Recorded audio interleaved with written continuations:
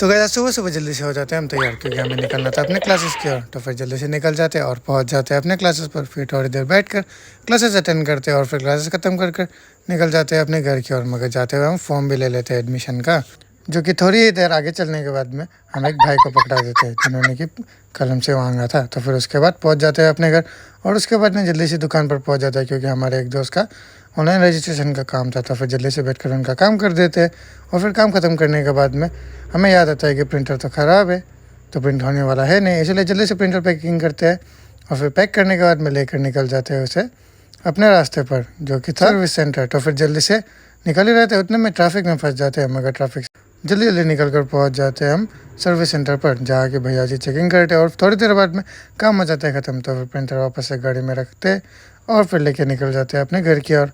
और फिर थोड़ी देर चलने के बाद में पहुंच जाते हैं अपने घर। घर पहुंचने के बाद जल्दी से हम वापस ऐसे सेटअप करते हैं और उसके बाद में चेक करते हैं कि प्रिंट हो रहा है या नहीं।